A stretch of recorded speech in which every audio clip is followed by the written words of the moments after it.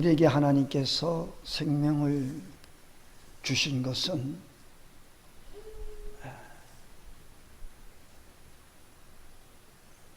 나를 위해서 살기보다는 남을 위해서 살라고 하는 의미가 큽니다.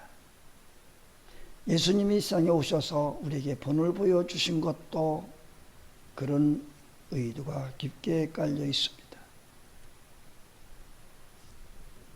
뿐만 아니라 자신이 죽어짐으로 인하여 많은 사람들에게 유익을 주기 위함이라. 나를 통해서 많은 사람들에게 유익을 끼치며 살아가도록 하나님께서 우리를 불러주셨다라고 하는 말씀이고, 오늘 본문에서도 하신 말씀이 겁니다. 한 알의 밀이 땅에 떨어져 죽지 아니하면, 썩어지지 아니하면 여전히 한 알 그대로 있을 뿐이다. 아무런 열매를 기대할 수가 없다는 얘기입니다. 내가 희생하고 헌신할 때에 많은 열매를 맺을 수가 있다. 또 많은 사람들에게 도움을 줄 수 있다라고 하는 겁니다. 하나님께서 우리를 불러주시고 우리를 하나님의 자녀로 삼아주신 그 이유는 분명합니다. 많은 사람들을 위하여 헌신과 희생을 아끼지 말고 최선을 다해서 자신을 바치라고 하는 거예요.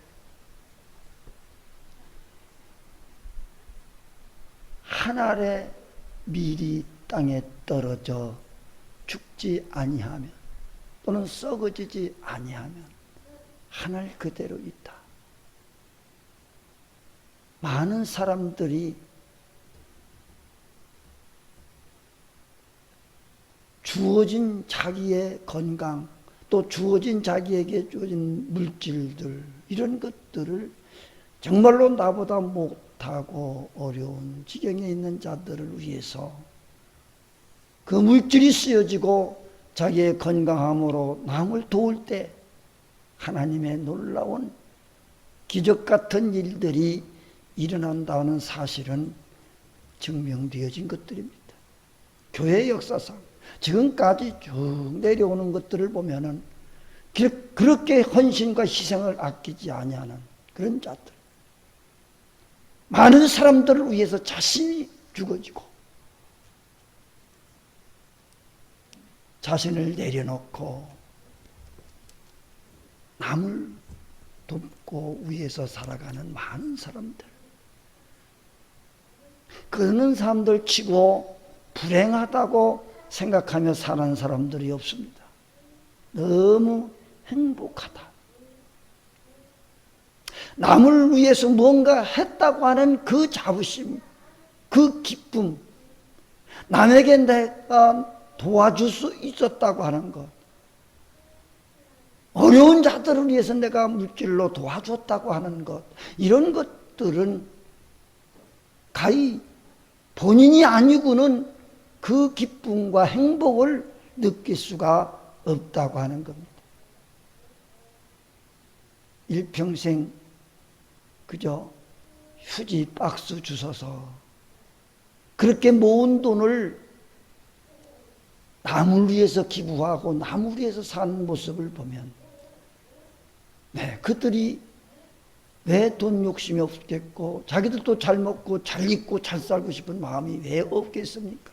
그럼에도 불구하고 저들은 그렇게 힘들게 벌어 모은 것들을 어려운 자들을 위해서 희생과 헌신할 때에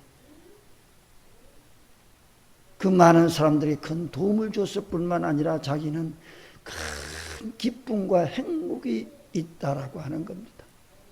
남을 도와주고 남에게 희생하고 헌신하고 후회하는 사람들은 없어요. 참 행복하다, 기쁘다.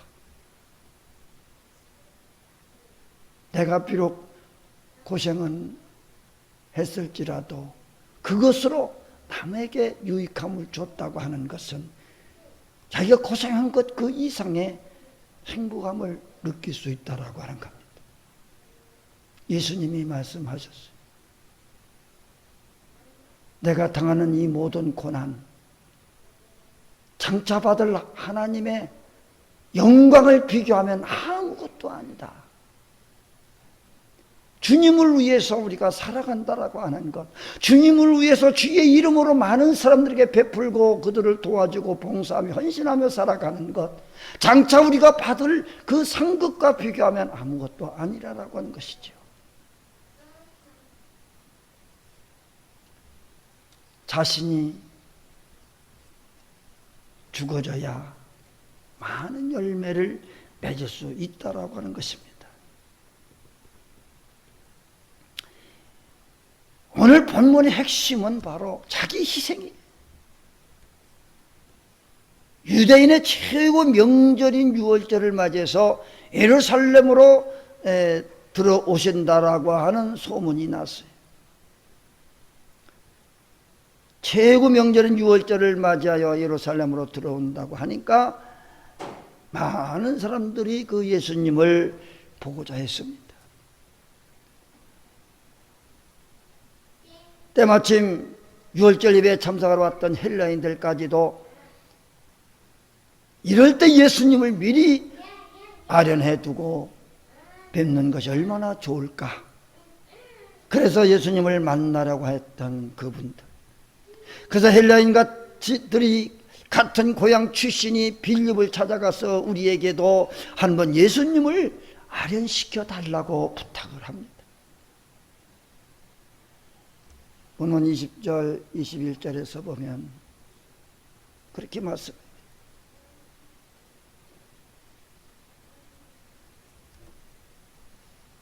빌립은 안드레에게 협조를 구해서 그들은 예수님께로 데리고 갑니다. 그런데 예수님께서 그 자리에서 모인 무리들에게 전혀 뜻밖의 말씀을 하셨어요. 예수님을 찾아온 사람들은 예수님께 잘 보이면 자신들도 영광의 어떤 자리를 차지할 수 있지 않겠느냐 싶어서 미리 점을 찍어 두기 위해서 그를 만나기를 기대했던 것입니다.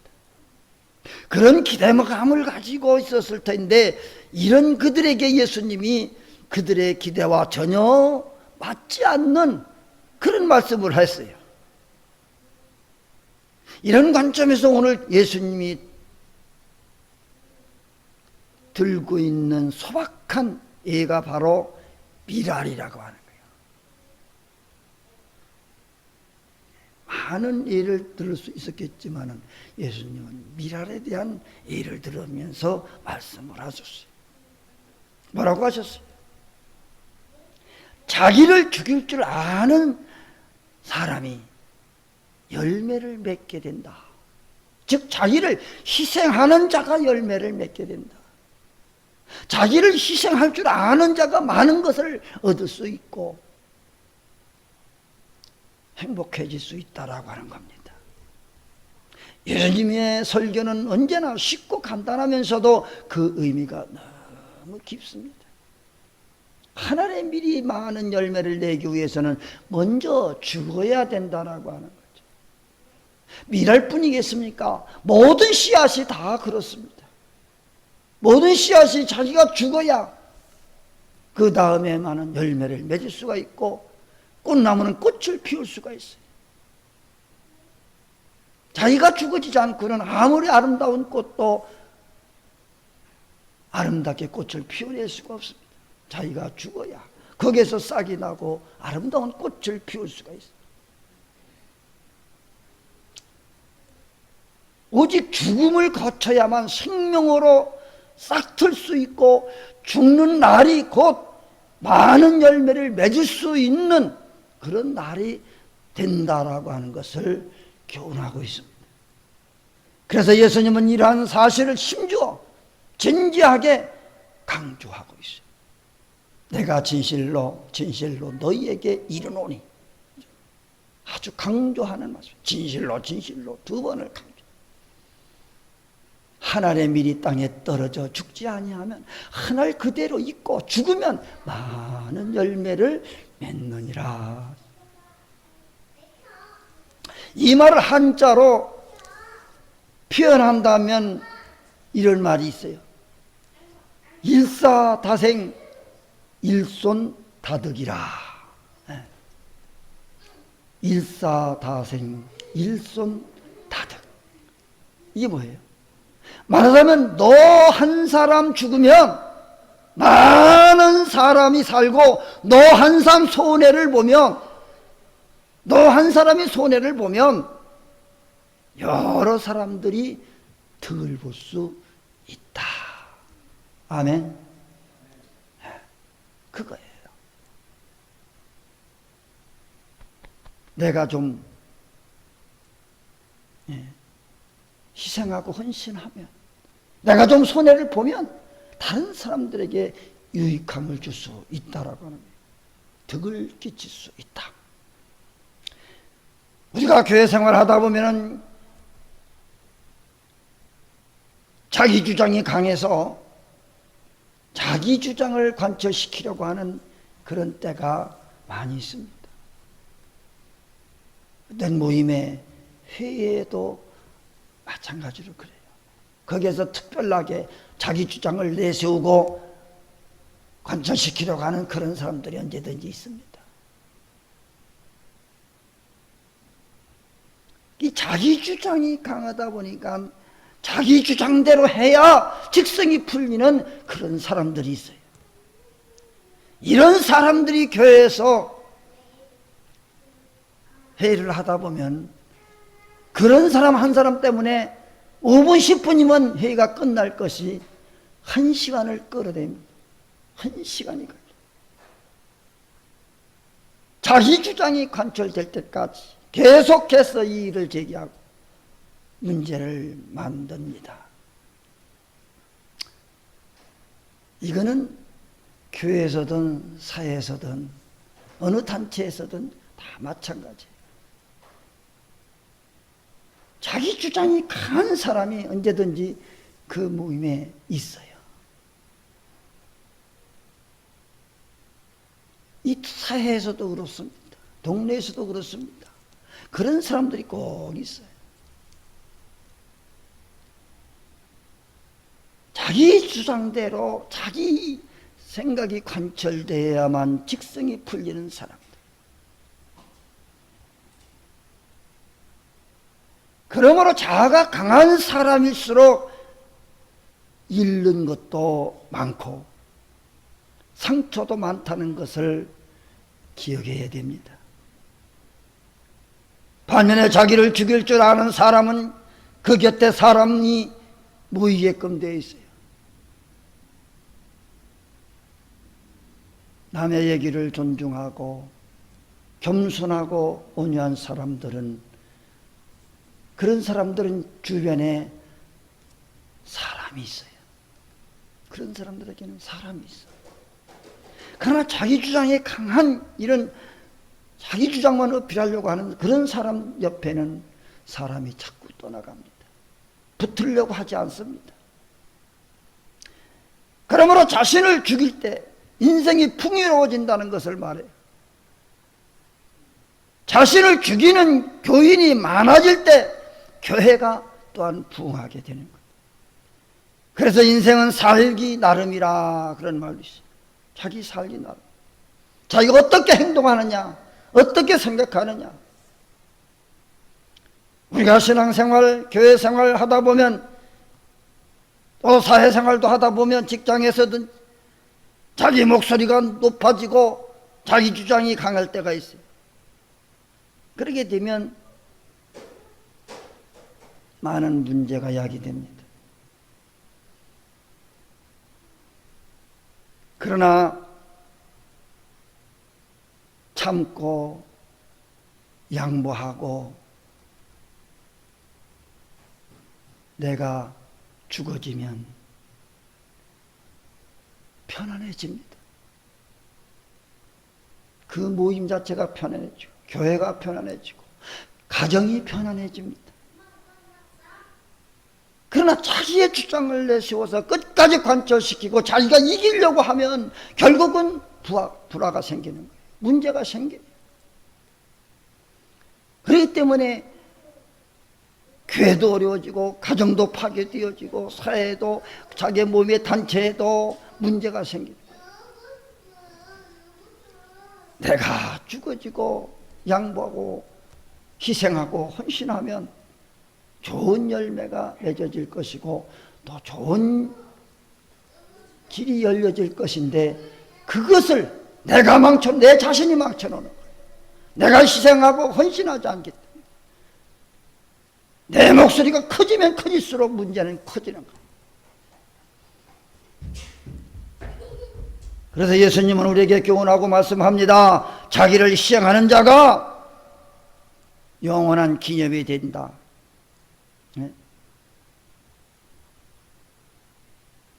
25절에 그러면 자기의 생명을 사랑하는 자는 잃어버릴 것이요 이 세상에서 자기의 생명을 미워하는 자는 영생하도록 보존하리라. 이게 무슨 말씀?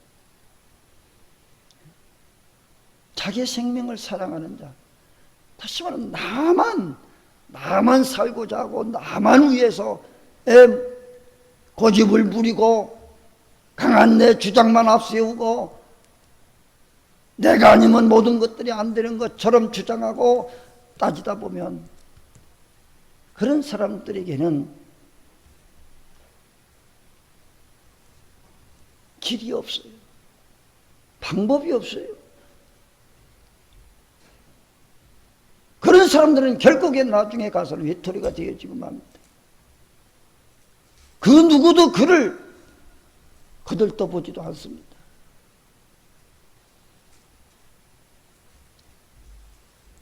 그러나 겸손하고 온유하고 상대방을 이해하고 상대방의 의견을 존중할 줄 아는 사람, 그런 사람은 어디를 가서나 인정받고 칭찬받고 저 사람이 없으면 안 된다고 할 정도로 그렇게 다른 사람들의 입에서 오르내릴 수가 있어요. 그러나 그렇지 않으면 그 반대로 저거 없어졌으면 좋겠네, 없으면 좋겠네.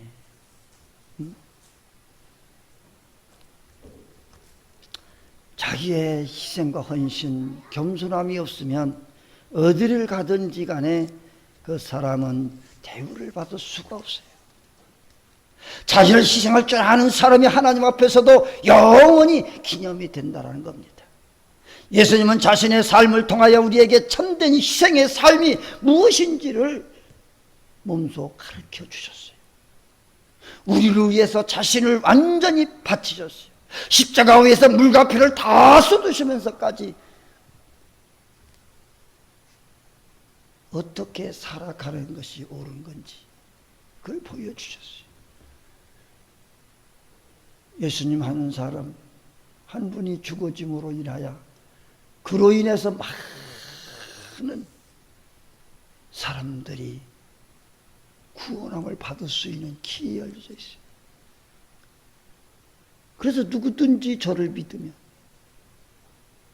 구원함을 얻을 수 있다라고 하는, 예수님 한 사람의 그 미랄이 되어 썩어짐으로 누구든지 그에게 붙어있는 자는 다 구원함을 받는다라고 하는 겁니다. 우리를 위해서, 나 자신을 위해서 완전히 버리셨어요. 십자가 위에서 물과 피를 다 쏟으셨어요. 빌립보서에 보면 사도 바울은 자기 인생을 전제로 표현했어요. 전제는 구약시대 때 짐승 제물로 드릴 때 하나님 앞에 향기로운 냄새로 드리기 위해서 제물을 위에 쏟아붓던 헌주를 말합니다. 그런데 이 전제는 좋은 향내만 낼 뿐 자신은 제물 안으로 흔적도 없이 스며들어 사라져버린, 그러니까 전제가 자신의 흔적조차 남기지 않는 조용한 희생과 헌신을 통해서 하나님 앞에 향기로운 냄새를 풍기는 그 풍기듯이 바울은 자신의 삶이 이름도 빛도 없이 희생의 삶으로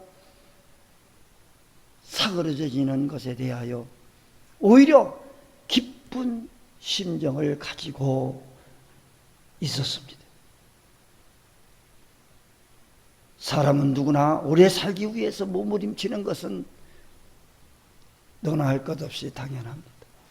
조금이라도 더 살아보려고 몸부림치지 않습니까? 인생이 길면 얼마나 길겠습니까? 지금 평균 수명이 80이나 되나요? 어쨌든 지금은 100세 시대라고 해서 100세를 살아보려고 온갖 노력을 다 하고 삽니다. 어쨌든 머지않아 언젠가는 갈 수밖에 없는 것이 인생이에요. 그러므로 우리의 인생이 그리 길지 않다라고 하는 겁니다. 1000년에 비하면 100년이 뭐 길입니까? 아니 영원한 천국, 영원히 죽지 않는 천국, 영원을 비교하면 100세가 120세가 뭐 그렇게 깁니까? 끝도 없는 영원한 세계, 그 천국과 비교한다고 하면 우리는 이 땅에서 100년, 120년, 150년 살아도 그 길이로 비교한다고 하면 점 하나 찍은 것밖에도 안 되는 그런 길이밖에 안 돼요. 그러므로 우리의 인생이 그렇게 길다 할 수 없습니다.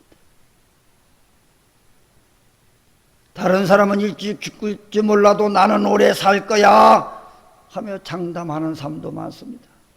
건강한 사람도 어느 날 갑자기 사고로지고 맙니다. 없어져. 불의의 사고로 하루아침에 없어지기도 합니다.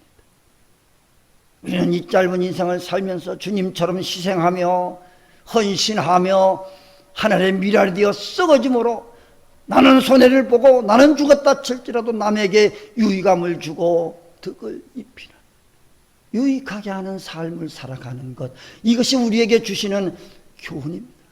우리 주님이 친히 몸소 보여주신 것들이에요.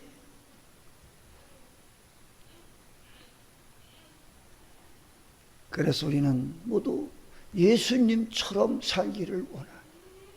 예수님처럼 존귀한 자가 되어 하나님 앞에 갔을 때 자리다 칭찬받고 영광의 면류관, 자랑의 면류관, 생명의 면류관을 받았을 수 있는 준비하며 살아가는 삶, 이것이 바로 하늘의 미랄이 썩어짐으로 많은 열매를 맺는 삶입니다.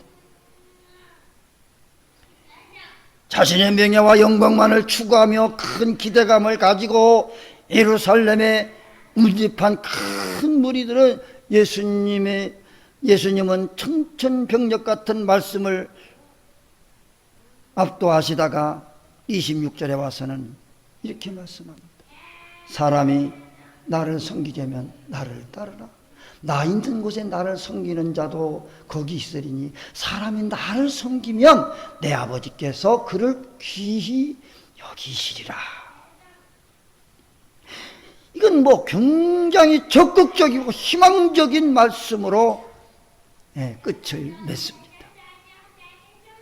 결국 예수님께서는 걸으신 그 십자가의 길을 따라 걷는 자가 하나님 앞에서 존귀함을 얻게 될 것이라고 말씀하고 있는 것입니다.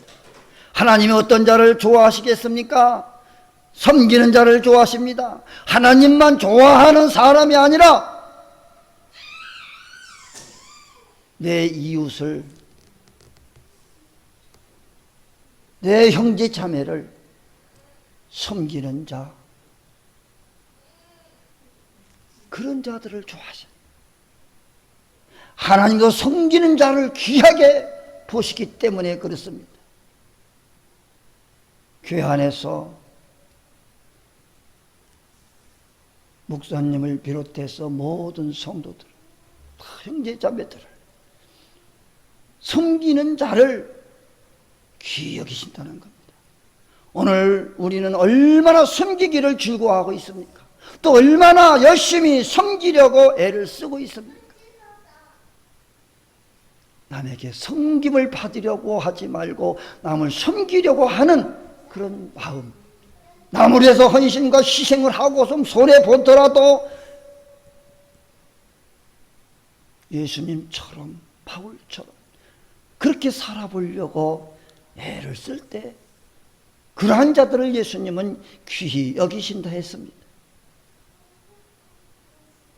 주님께 주여 주여 하면서도 자신을 스스로 주님의 종이기를 고백하면서도 혹 주님과 같이 섬기기를 귀찮아하는 사람, 남을 섬기기를 싫어하는 사람,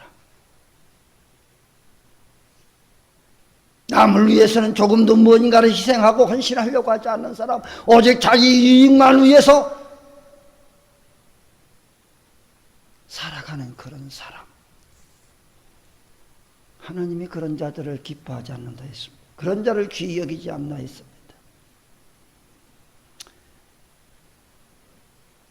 조지 힐필드라고 하는 사람은 평생을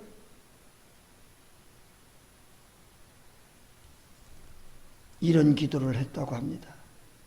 주여, 녹슬어 없어지는 인생이 되기보다는 주님을 위하여 닳아서 없어지는 인생으로 살게 하옵소서. 녹슬어 없어지는 인생이 되기보다는 주님을 위해서 닳아 없어지는 인생을 살게 하옵소서. 우리가 너무나 잘 알고 있듯이 어차피 우리 인생은 두 길 중 한 길은 걷게 마련입니다. 녹슬어서 못 쓰게 되는 인생이든지 아니면 닳아서 못 쓰게 되는 인생이든지 둘 중 하나. 어떤 인생을 사느냐 하는 것이 주님을 기쁘게 하고 주님께 인정받는 삶이겠습니까? 하늘의 미랄이 되셨던 우리 주님처럼 어디선지 썩어져 갈 수 있는 하늘의 미랄이 되어 많은 열매를 맺어 주님께 인정받는 삶을 살아갈 수 있기를 주님의 이름으로 축복합니다. 찬송 288장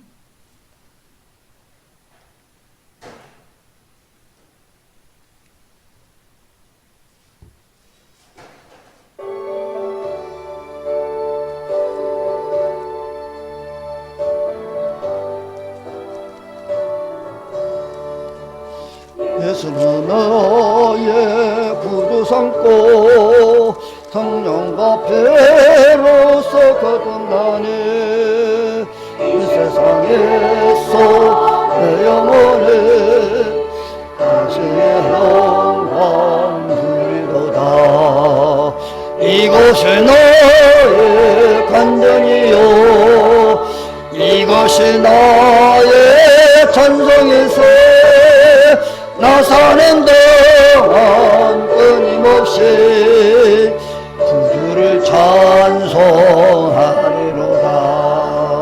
온전히 주께 맡긴 내 영 사랑의 음성을 듣는 중에 천사들 왕래하는 것과 하늘의 영광 보리로다. 이곳이 나의 간증이요 이곳이 나의 찬송일세.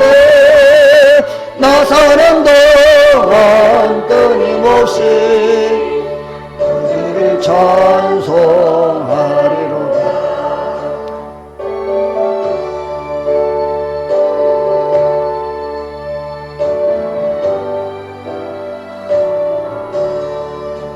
주 안에 기쁨 누림으로 마음의 풍랑이 잔잔하니 세상과 나는 간 곳 없고 구속한 주만 보이도다.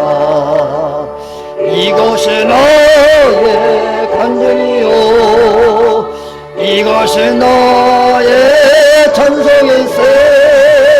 나 사는 동안 끊임없이 구주를 찬송하리로다.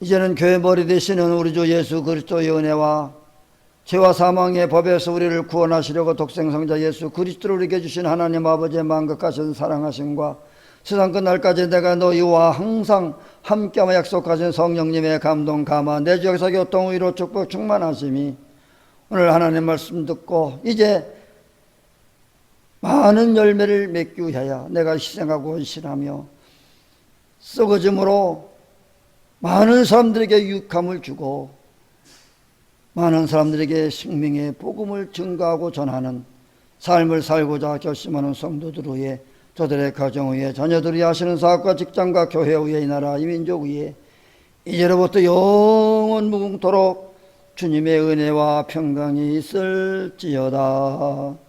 아멘.